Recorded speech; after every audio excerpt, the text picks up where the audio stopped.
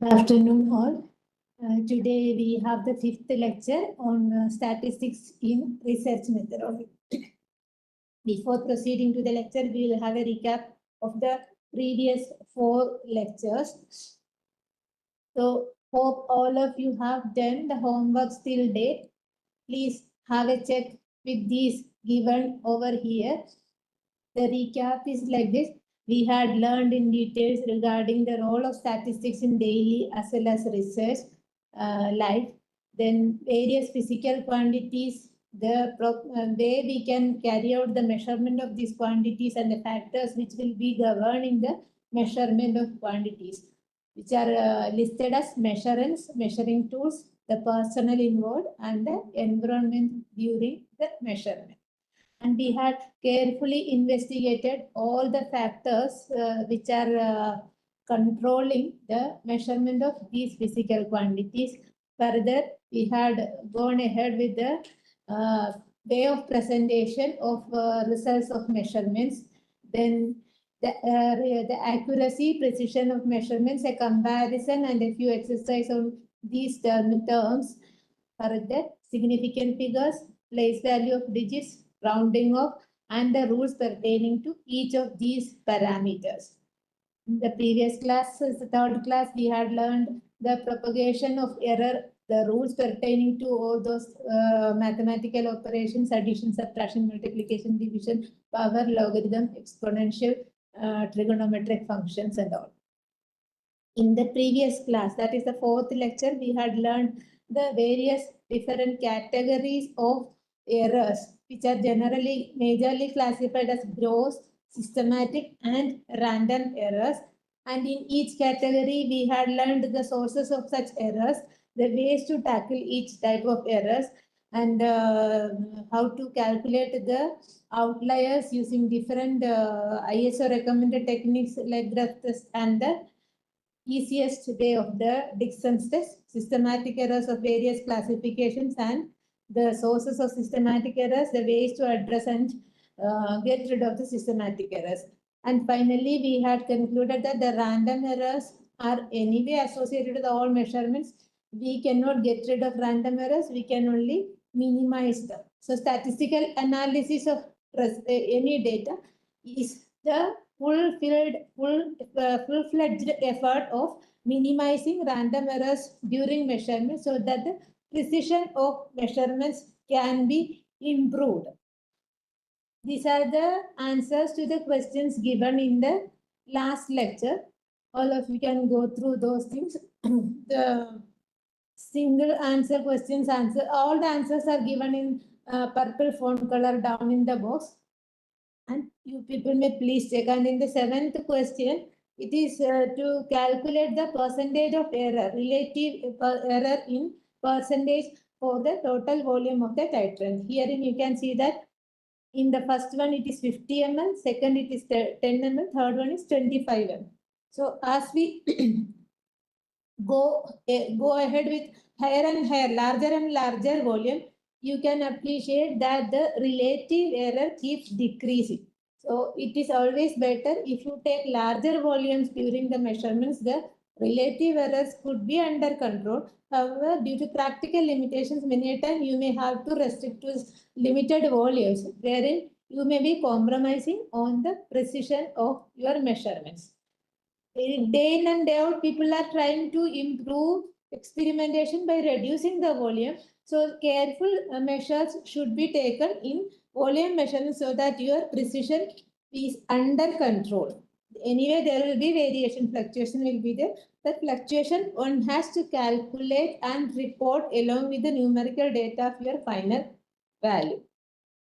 Today we will discuss in detail regarding the random errors. Random errors are, as we discussed in the previous class, they are having random nature. That means they are unpredictable and their values will lie on either side of the mean value. So in order to address these random errors, unpredictable errors, what we take normally is the help of a normal distribution curve. Other name for this normal distribution curve is Gaussian distribution. This is represented by a function, Gaussian function.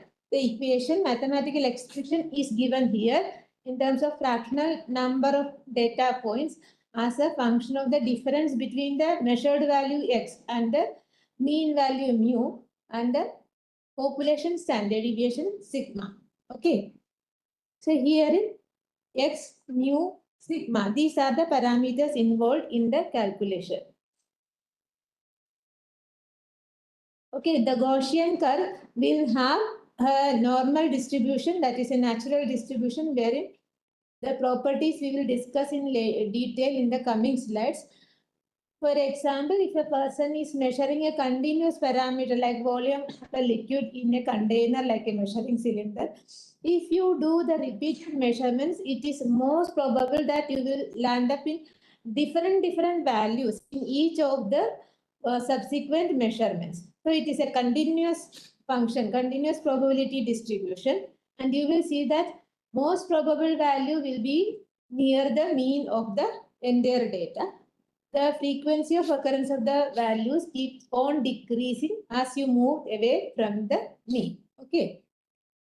If you represent the frequency of occurrence of data as a function of the difference between the mean and the measured value, you will obtain a bell-shaped curve, which is the general graphical representation of the Gaussian distribution function. Okay. So what we try to do is apply the properties of this Gaussian function to random variables, which can be utilized, extended to analyze data, predict data, and interpret wherever required during your course of research. So that is what we are trying to understand. We have learned till date how the propagation of uncertainty takes place during mathematical operations. And once we have understood what are the contributing factors to uncertainty, we propagate it.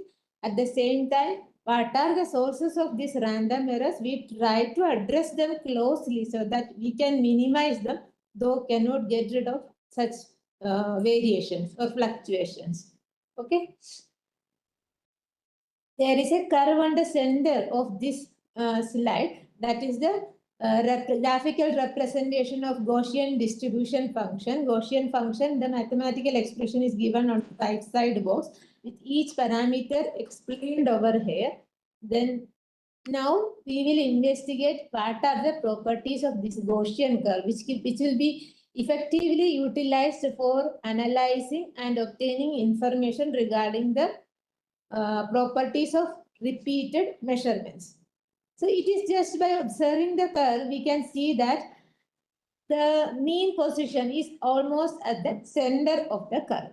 So zero deviation from the mean occurs with maximum frequency. This curve is plotted by taking data of repeated measurements, the frequency of occurrence on the vertical axis, and the difference between the measured value and the true value, mu, is plotted, is taken in the horizontal axis we call as abscissa.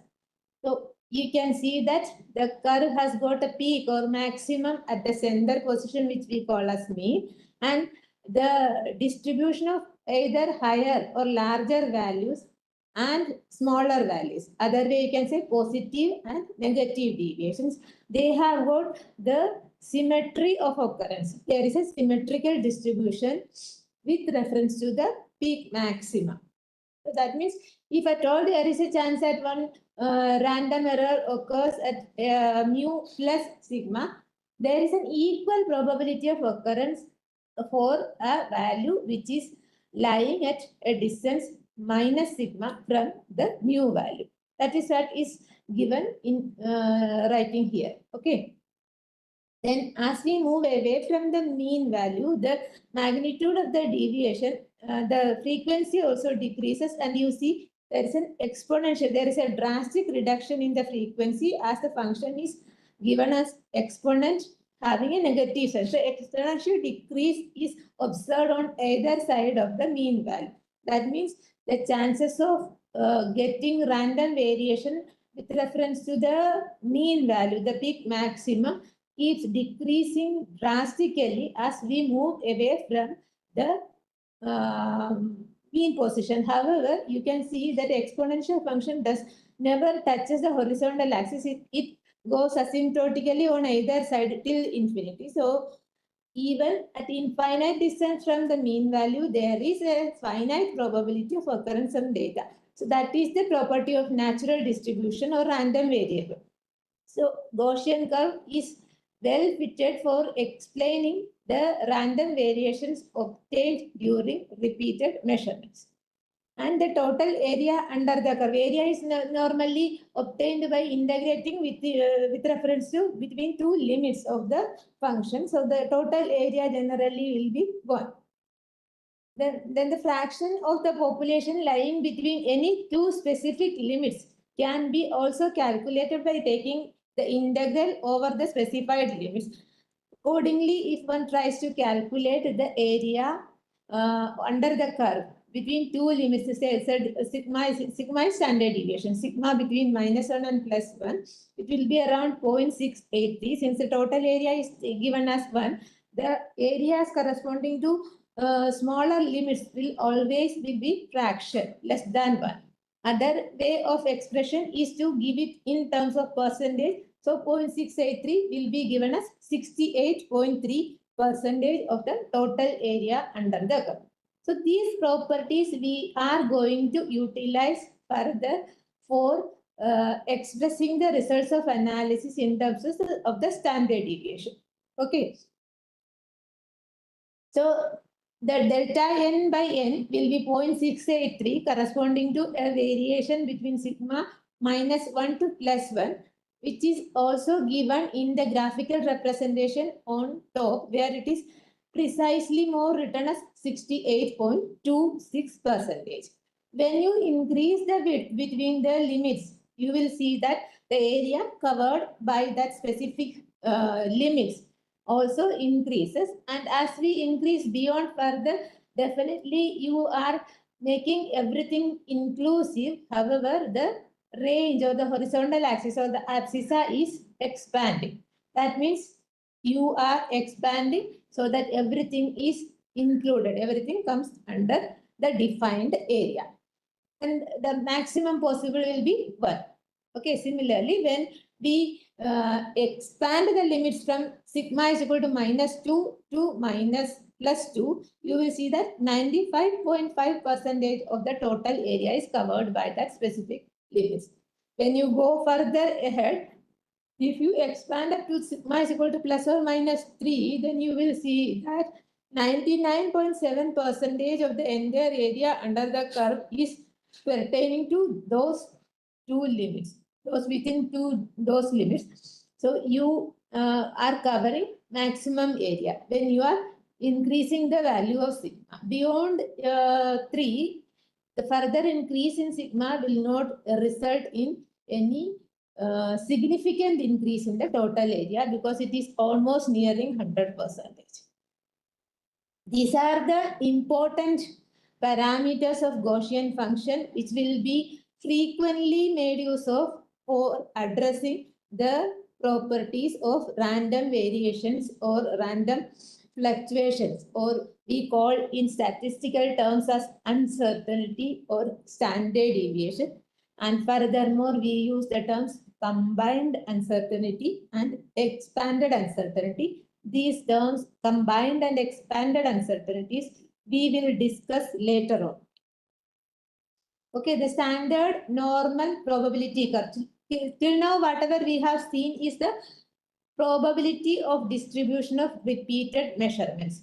Now, we make it further specific to standard normal probability curve. Here, what we do, we take a normalization function, normalization factor of any set of data by taking reference to the population standard deviation sigma. So whatever the difference between, till now we have taken the difference between x and mu in the horizontal axis. Now what we do, we normalize this difference with respect to sigma. So the function now will be x minus mu by sigma, which is generally called the term z. Okay, z probability distribution also. This distribution is otherwise called Z probability distribution.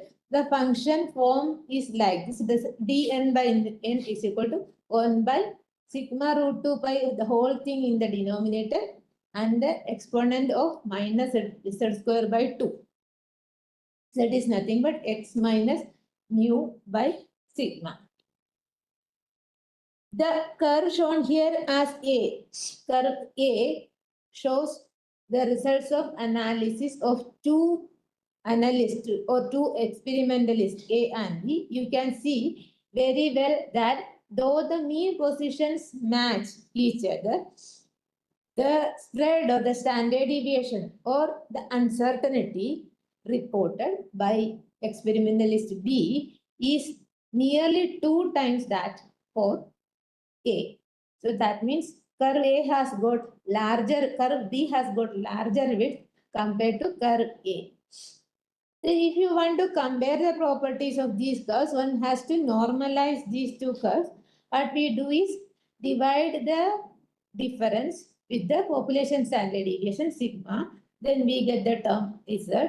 If we plot this relative frequency of occurrence as a function of Z, you will see that irrespective of the magnitude of the standard deviation, both the curves merge and give you an ideal curve wherein Z values will be symmetrically on either side of the mean value. The difference between the x and mu now becomes 0. Then you will see that on either side you are increasing numerically by 1, 2, 3, 4 like that. And the curve is symmetrical again. This is also a symmetrical curve as we can see in the curve A.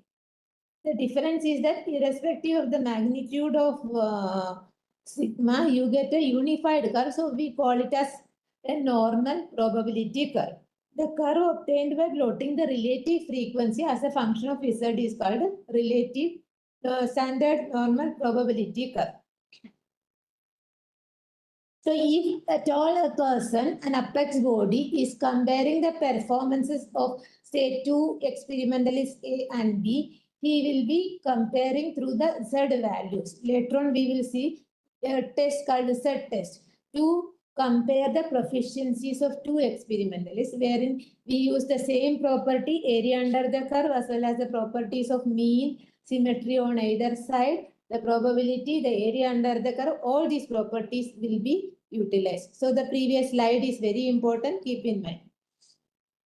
If we set the limits of Z between -1 to +1, or another set is -2 to +2, or -3 to +3, you can do the variation also. You can set from -1 to +2 also. Like that you can change the limits. And you can integrate the function and get the area under the curve. If you do symmetrical setting of the limits between -1 and +1, you will see that 0.683 will be the fraction of the total area covered by the particular limits. Total area, as I told, is 1. If you increase the range or the horizontal axis limits or the axial limits, you will see that 0.954 is the fraction covered by the area when the Z values are between -2 and +2. When you increase further between -3 to +3, you will see that it is around 9.997. It is simple integration of that function only. Generally, when you refer to literature for comparing data, you will see a Z probability distribution function and the shaded portion as shown in the 3 different curves over here. Shaded portions will represent the particular portion. And definitely in the legend of those tables, Z probability tables and the graphical representation, they will mention to which limit the particular graph or the table refers to.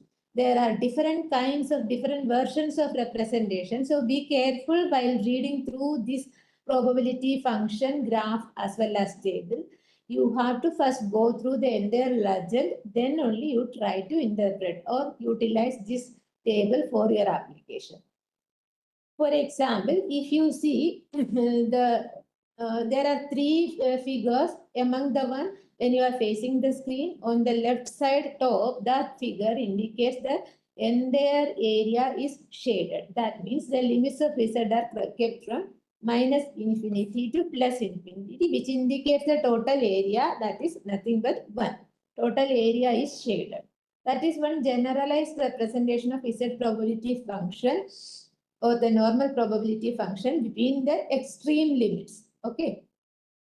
That means the entire universe or the entire population is inclusive here. That the precision will be poor accordingly because the entire things are included. Whenever you restrict the limits, you say that your proficiency is good, you are able to confine your data to specific limits, you are able to get better deviation, but smaller deviation.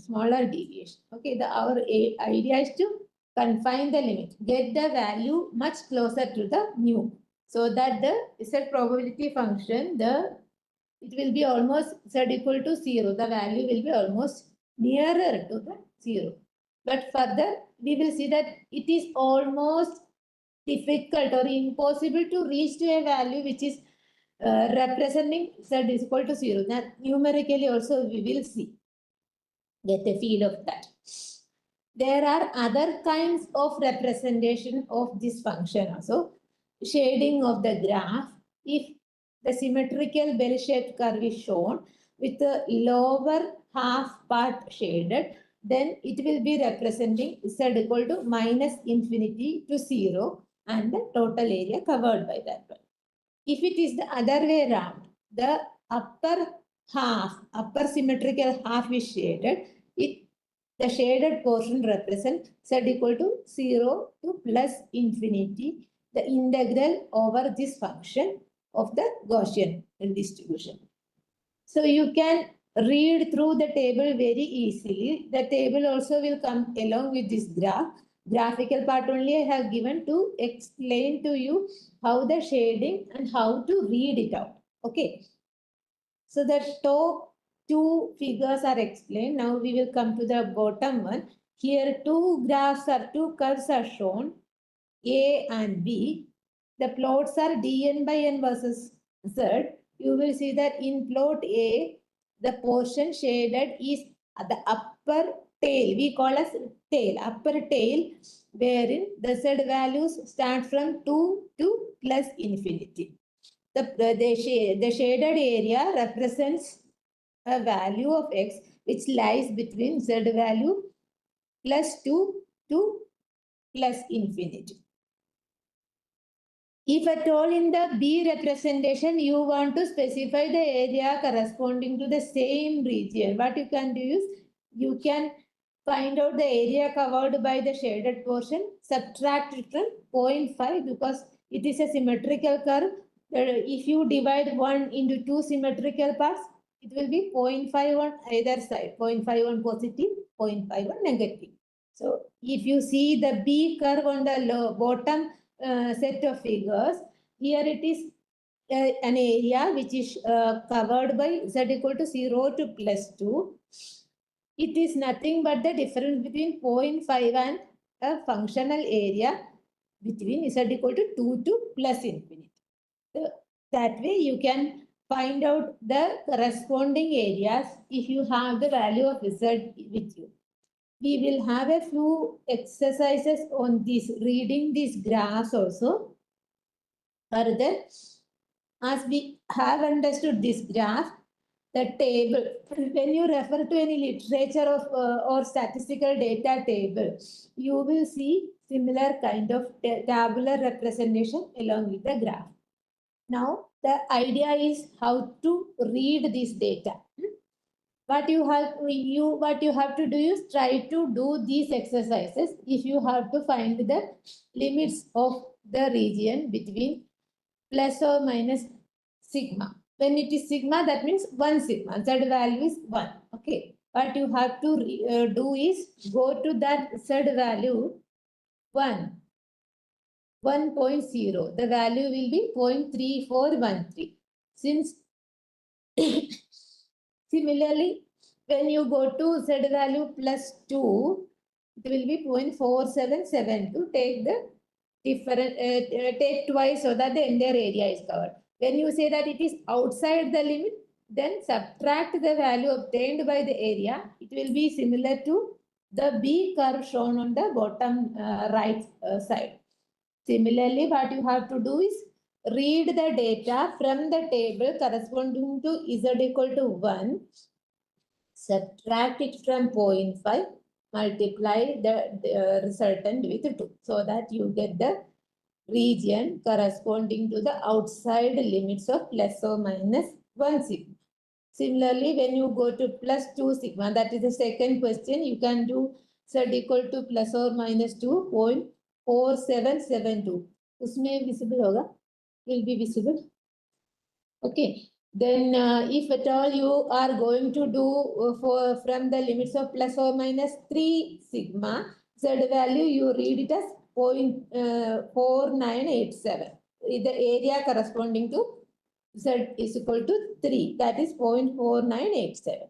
Since we are taking the upper half portion, upper half major portion only shaded over here, what you have to do is subtract the area obtained from this one so that the tail portion corresponding to the outer limit, outside the limits can be obtained. Since it is having a reflection on the negative side also, multiply it with 2 because it is a symmetrical curve. Similarly, you can calculate the limits, the area corresponding to the different set limits, like for example 0.6, 1.3, like that. What you have to do is try to get hold of the reading this figure as well as the table. But you can do is get a practice of all these 5 questions and similar questions wherever you have. If any one of you have any experimental data already with you, try to apply to your data and come up with the area corresponding to that one. Okay. The answers to questions, these questions are given right along here itself. All of you can practice. This is slide number 9. All of you can practice reading the table and check your data with those given alongside. Once you get a feel of how to read the table, set distribution table, try attempting this question also. An object is weighed using a balance whose sigma, standard deviation, well-known standard deviation is 0.001 gram. Then the measured weight is 10.002 gram. What is the probability that the measured weight is equal to the true value? Okay. You can see that when the measured weight equals the true value, x minus mu will be 0. So the probability corresponding to Z equal to 0 is almost 0. That means it is almost impossible to reach up to the true value by repeated measurements. However, carefully you are addressing the systematic errors. It is the probability is infinitesimally small. Always there will be some random fluctuation associated with measurements of, especially when we are addressing continuous quantities. But discrete functions, discrete parameters, you can do very well, come up with reliable results. That is why continuous functions, generally we apply the statistical analysis and try to minimize the probable random variations. This is another question.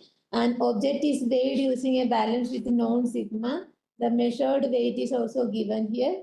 Then the probability that the difference between the measured value and the true value is less than 0.003. Here the procedure is to calculate the value of Z and go to the Z probability distribution table and see that the area, if at all you are seeing, then the Z value calculated comes out to be plus or minus 3. The table, if you read, the Z value is 3, then the area corresponding to that particular result will be 0.4987.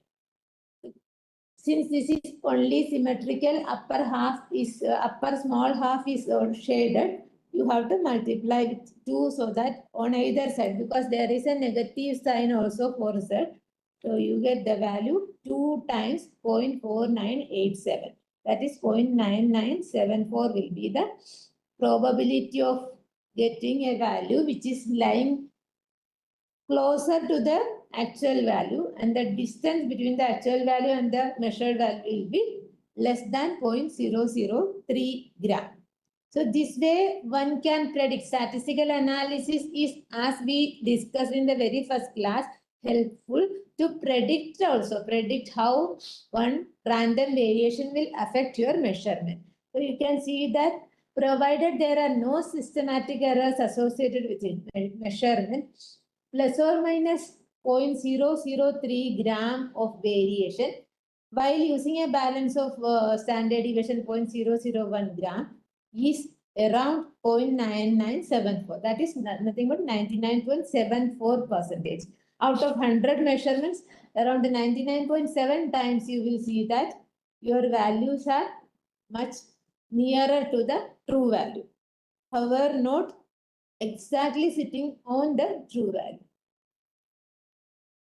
If you have understood the previous question, these 3 sub-questions all of you can easily try to do. A manufacturer supplying glass electrodes advertises that his electrodes have an operating lifetime of around 8,000 hours with a variation in like individual batches. There may be slight variation, around 200 hours plus or minus, chances are there. So if at all his claim is right, what is the probability that one of the batch of electrodes will last for more than 8,400 hours? With the help of this set probability distribution, you can predict what is the probability that one of the electrodes under this claim is lasting for more than 8,400 hours. The probability will be how much?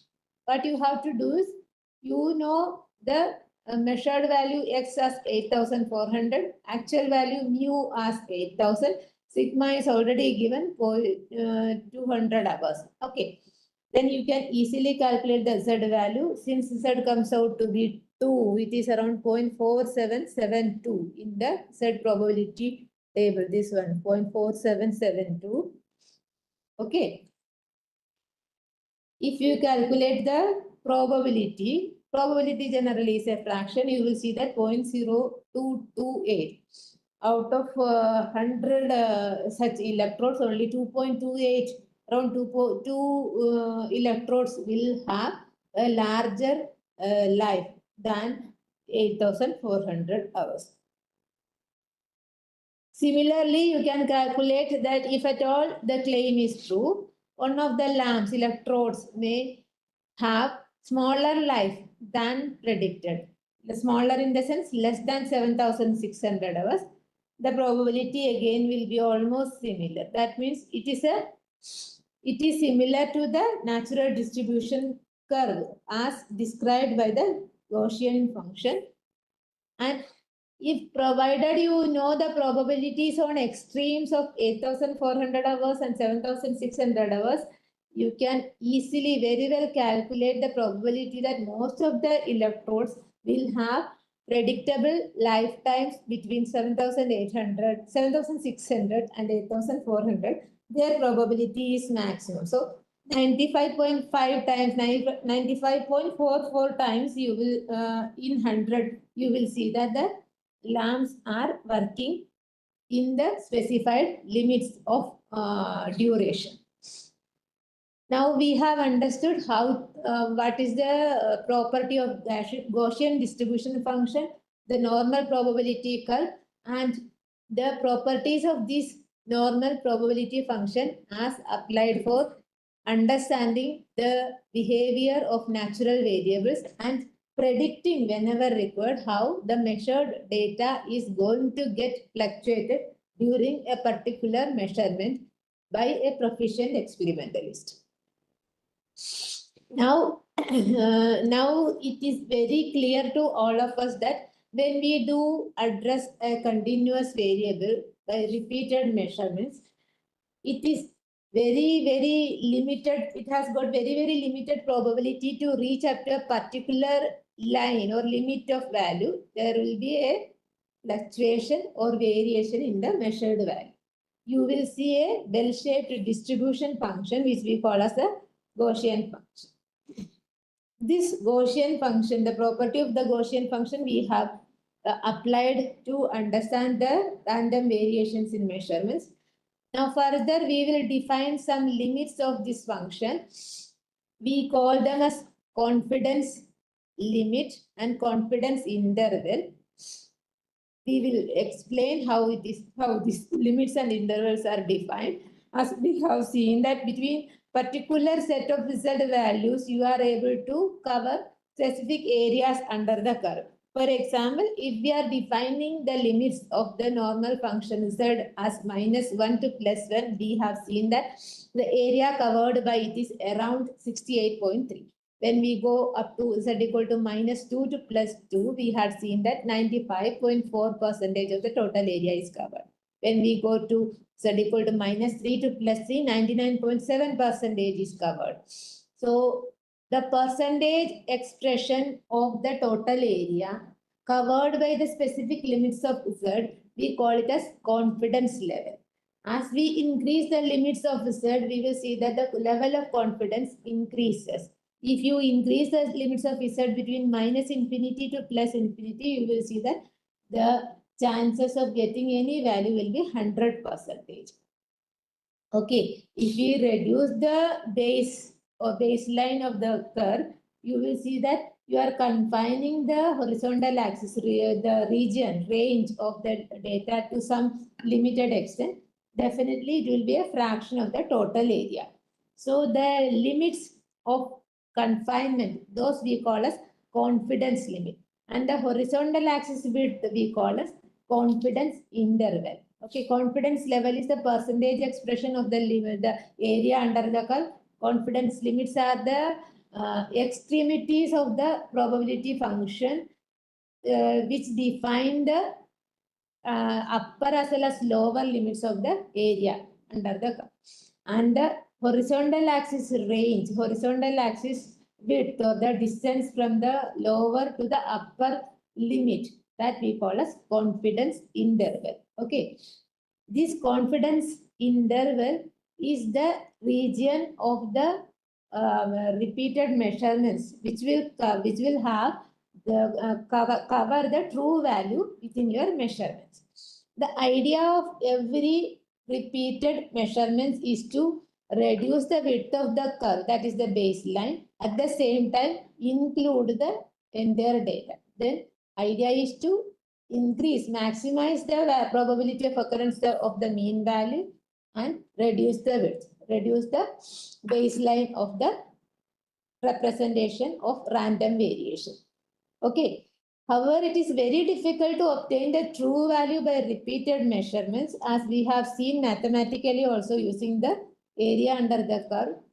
Only what we can do is we can define an interval comfortably with a certain confidence, certain level of confidence as required by your research output.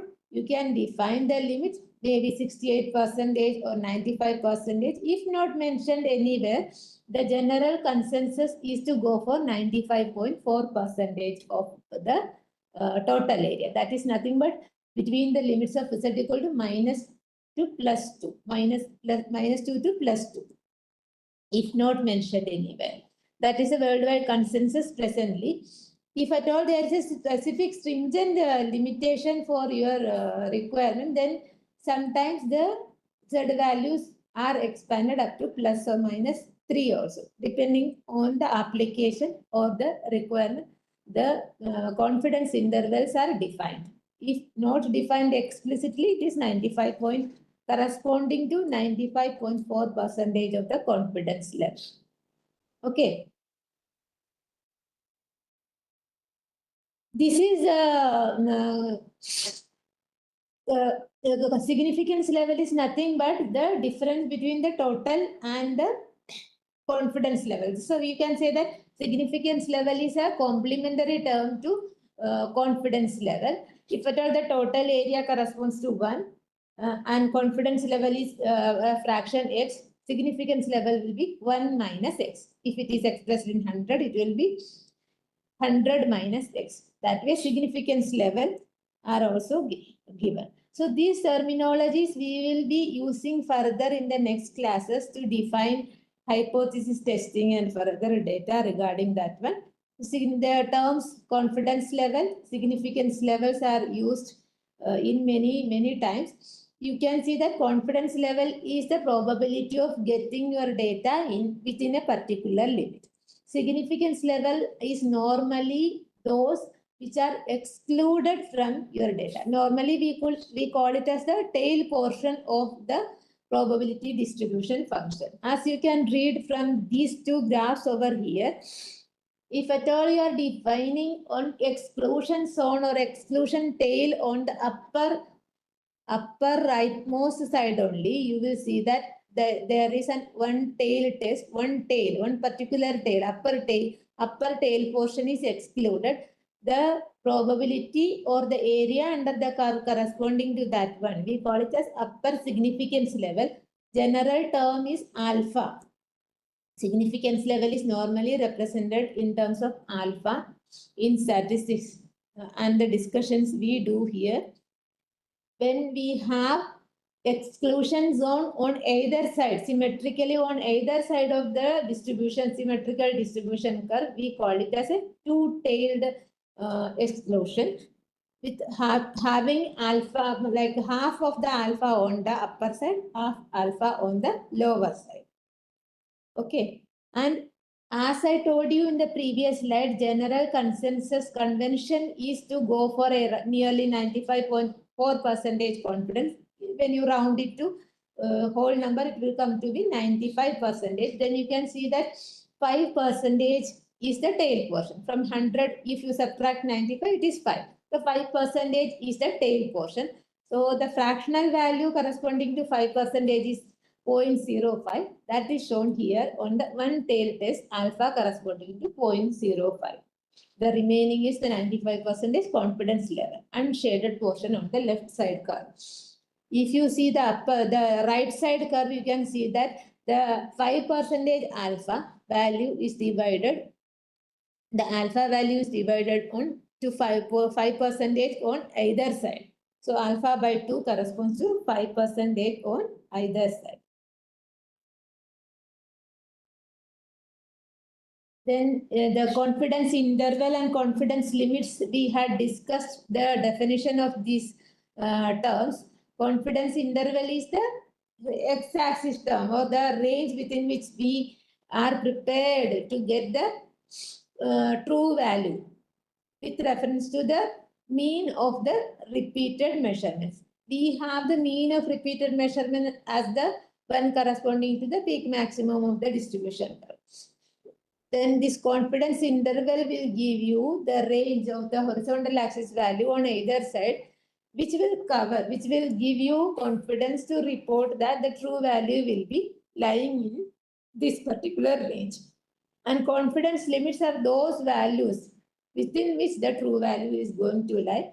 Those are the end points, you can say, or the limiting points of your curve. So if you do repeated measurements, you can say that the value may be less than this one and more than this one.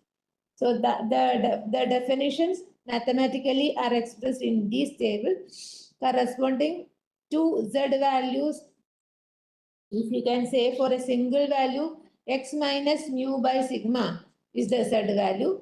And for a mean, if you are doing repeated measurements and reporting the value in terms of means of several such repeated measurements, as we had seen during the propagation of errors, that the standard deviation of mean is nothing but sigma by square root of n. So in the expression of Z, you will see that the denominator sigma is replaced with sigma by root n. Coming from the error propagation, we discussed in the second and third classes.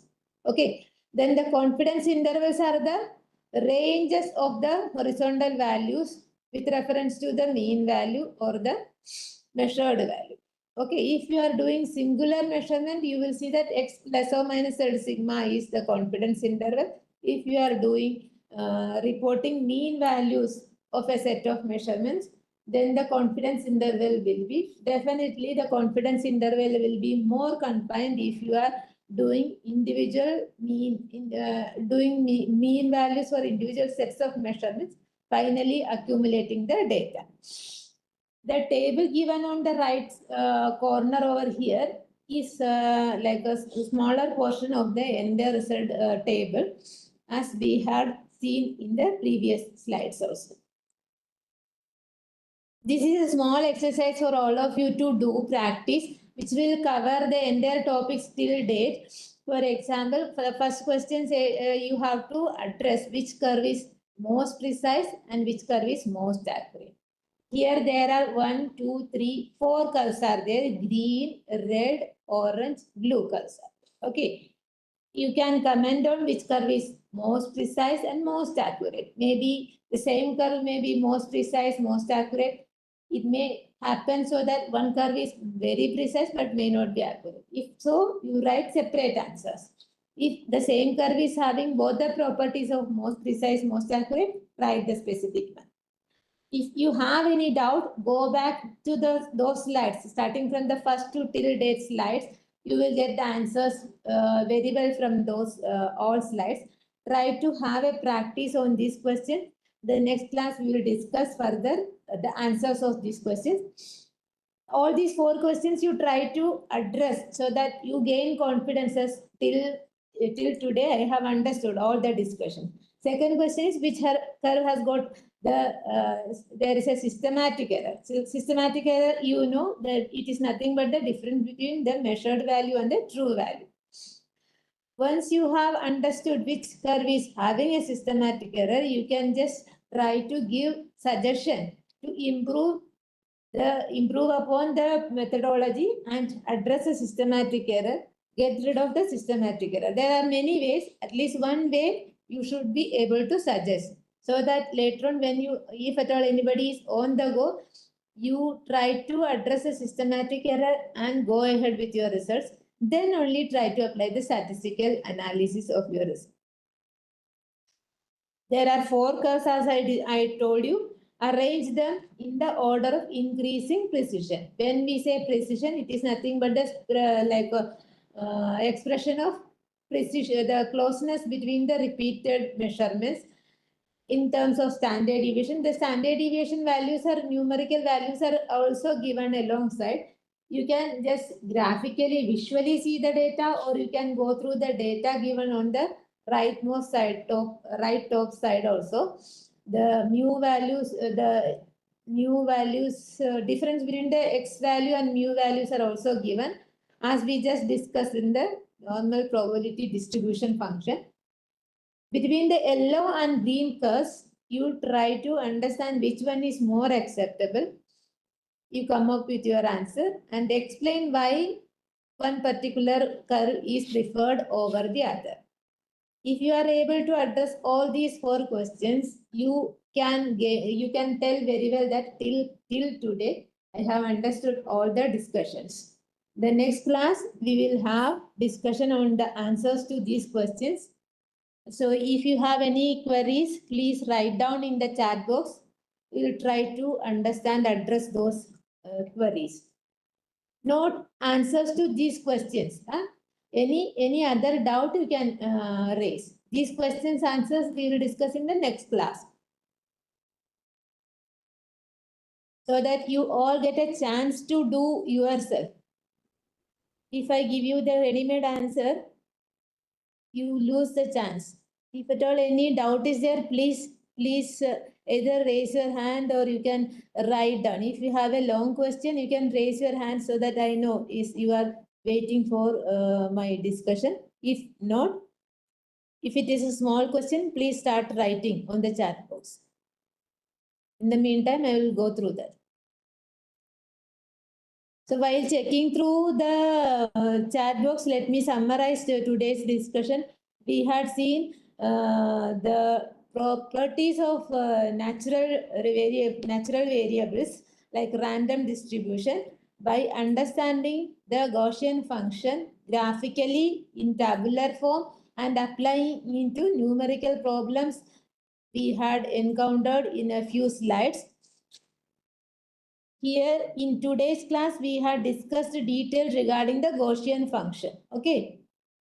Previous classes, we had discussed accuracy, precision, significant figures, standard deviation, error propagation rules, types of errors. And today's class, Gaussian function and the properties of natural variables.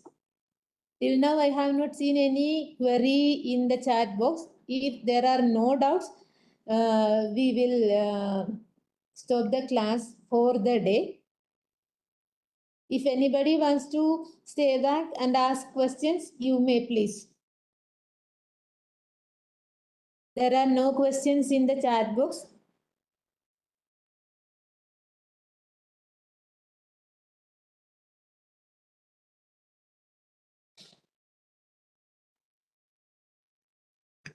So you may leave also. If there are no doubt, you can leave.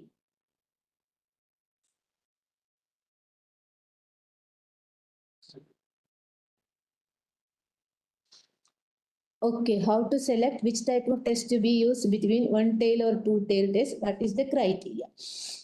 It actually is defined. By the case. Generally, if not mentioned, we go for two-tailed test. The criteria to select between one and two-tailed test is like that. In the next class, we will discuss that also. If at all you have a predefined criteria that, for example, if I am synthesizing a catalyst for enhancing a particular reaction, definitely I have a predefined concept or target that definitely this reaction further will proceed in positive direction only. If predefined criteria are there, then only one will be able to judge based on which type of tail to be done. Well, mostly for one tail especially. If no such criteria are given, general convention is to go for two-tail test. And between different types of tests, for example, Z test, T test, Q test, G test, the different tests, when to do which, that we will discuss in the later classes. And once you have understood the whole class, you followed the whole classes, you will be able to take your own judgment in which context which to apply. Generally, unless told it is two-tail test, we go.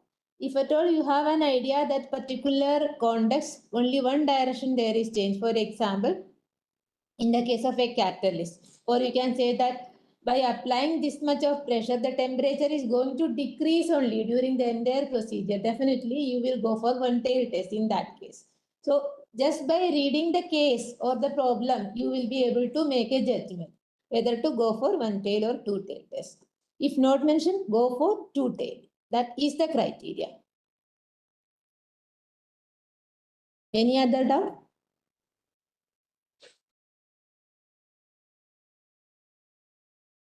If there are no further doubts, we will wind up for the day.